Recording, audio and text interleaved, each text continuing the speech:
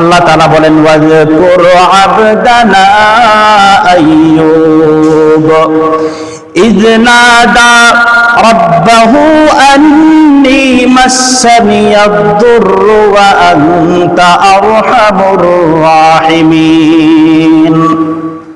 আইয়ুব আলাইহিস সালাতু ওয়াস সালামের উপরে পরীক্ষা চলে আসলো। পয়গম্বর আইয়ুব আলাইহিস সালাতু ওয়াস সালামের পরিবারের উপর থেকে এমন একটা ঝড় চলে গেল, সন্তান সন্ততি সব দুনিয়ার থেকে চলে গেল, সম্পদাদি সব মাটির সাথে মিশে গেল।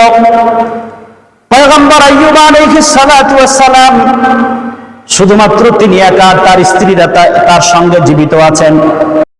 এরপরে আসলো আরো বিপদ। পয়গম্বর আইয়ুব আলাইহিস সালাতু ওয়াস সালামের উপরে আল্লাহ রাব্বুল আলামিন মারাত্মক অসুস্থতা চাপায়া দিলেন। এই ঘটনা আপনারা জানেন। এত মারাত্মক অসুস্থতা আল্লাহ রাব্বুল আলামিন চাপায়া দিলেন। পয়গম্বর আইয়ুব আলাইহিস সালাতু ওয়াস সালামের প্রচন্ড জ্বর আসলো। জ্বরের মধ্যে শরীরের মধ্যে বিচি হয়ে গেল, ফোসকা পড়তে আরম্ভ করলো। ওই ফোসকা থেকে শরীরের মধ্যে পাঁচরা হয়ে গেল, ঘা পাঁচরা ভরে গেল গোটা শরীর।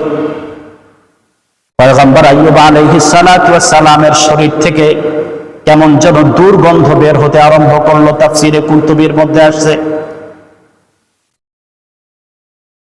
যখন শরীর থেকে দুর্গন্ধ বের হতে আরম্ভ করলো, পয়গম্বর আইয়ুব আলাইহিস সালাতু ওয়াস সালামের স্ত্রীগণ একজন একজন করে আইয়ুব আলাইহিস সালাতু ওয়াস সালামকে ছেড়ে সবাই চলে গেলেন।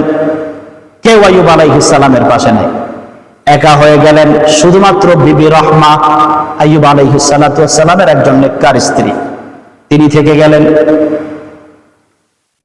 প্রিয় বন্ধুরা আমার, আইয়ুব আলাইহিস সালাতু ওয়াস সালামের এই মুসিবত একদিন দুই দিন নয়, দীর্ঘ 17 বছর পর্যন্ত। সংক্ষেপ করে বলতে গেলে আইয়ুবের এই সমস্যার কারণে তার গ্রামের লোকজন আইয়ুব আলাইহিস সালাতু ওয়াস সালামকে গ্রাম থেকে বের করে দিল, দূর দূর করে সবাই তাড়ায় দিল।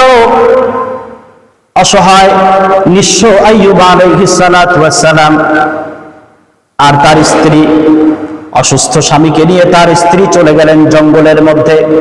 দিনের বেলায় মানুষের কাজ করেন, আর খাবার দাবার যা দেয় রাতের বেলায় এসে স্বামীকে খাওয়ান। কি চরম পরিণতি!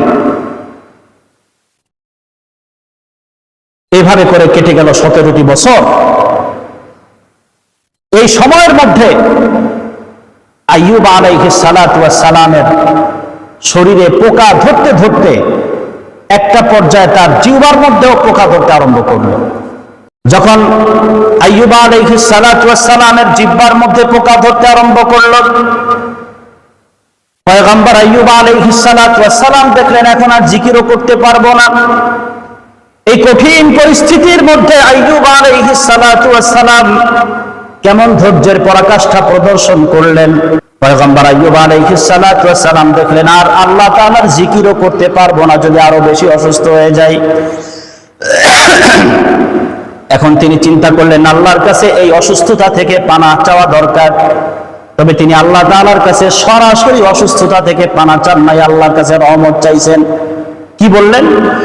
ইয নাদা রাব্বাহু আন্নী মাসসানিয়াদ-দুর।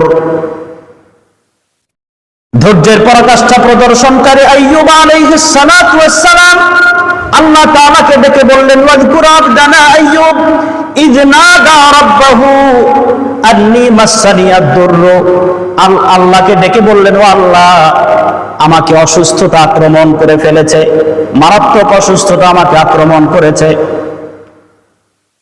ওয়া আনতা আরহামুর রাহিমিন, আর আমি তোমার কাছে রহমত কামনা করি। তুমি রহমান এবং রহিম, আমি তোমার কাছে কি কামনা করি? রহমত কামনা করি। অসুস্থতা থেকে সুস্থতা চান নাই, রহমত চাচ্ছেন। দেখেন, তিনি চিন্তা করছেন এই অসুস্থতা যদি রবের পক্ষ থেকে আমার জন্য রহমত থাকে, রহমত হয়, তাহলে এটাই থাকুক। আর যদি আল্লাহ মনে করেন যে এই অসুস্থতা থেকে সুস্থতা দান করা এইটা আমার জন্য রহমত হবে, তাহলে যেন আল্লাহ তাআলা সুস্থতার নিয়ামত দান করে দেন। এরপর আল্লাহ তাআলা কি বলেন? ফাস্তাজাবনা লাহু ওয়া কাশাফনা মা বিহি মিন দুর।